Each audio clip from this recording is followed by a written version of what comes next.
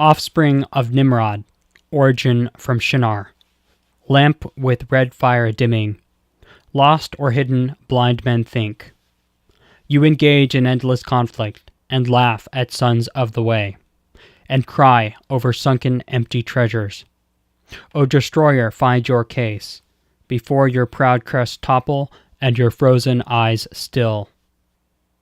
Leap forward in time to neon colonies and long-armed institutions, where civilized pawns endorse technological remedies and compartmentalization stifles invaluable curiosity. Why is the scientific community now, more than ever, publicly releasing white papers and dialogue proposing stratospheric solar geoengineering? Imminent environmental decay is reaching levels too great to ignore. Windows to decelerate climate change are closing. Therefore, despair drives forward once reclusive scientific remedies. Gatekeepers of information are strategically increasing available content related to geoengineering as a way to test the mainstream opinion.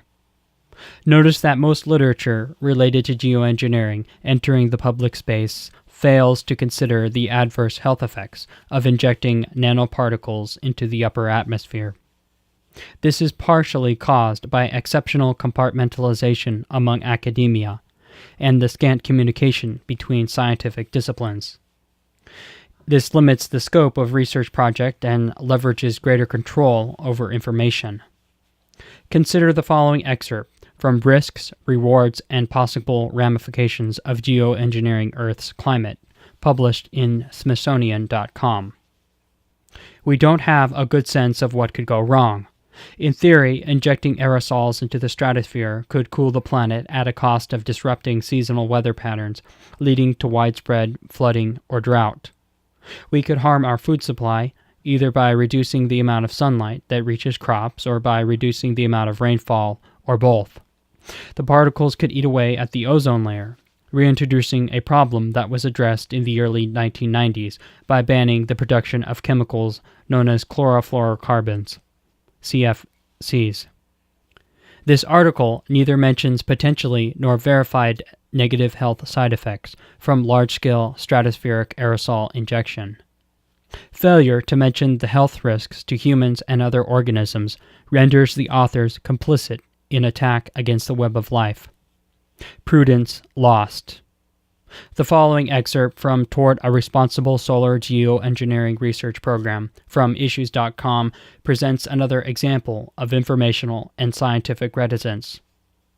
Scenarios for deployment need to specify the material to be deployed, the means of deployment, and the means of monitoring the climate and ecosystem response, as well as the means of adjusting the deployment to achieve some specific goal, such as limiting the increase in precipitation or keeping global average temperatures under some threshold. Once again, no mention of the need to research specific health risks of spraying the skies.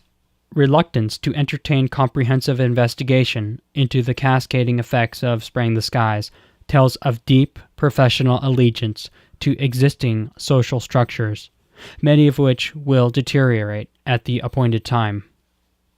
Perhaps no headline exposes the mindset of many climate interventionists better than the following piece from Science Daily: Finding the Right Dose for Solar Geoengineering. The analogy is not perfect, but solar geoengineering is a little like a drug which treats high blood pressure, said Peter Irvin. An overdose would be harmful, but a well-chosen dose could reduce your risks. Of course, it's better to not have high blood pressure in the first place, but once you have it, along with making healthier lifestyle choices, it's worth considering treatments that could lower your risks. In other words, swallow the pills first and treat the side effects as they manifest. Honestly frame the messages coming from academia, because they are designed to craft opinions. Recognize the programmed biases and engage in independent investigation. Nanoform must be centered appropriately in research and in government.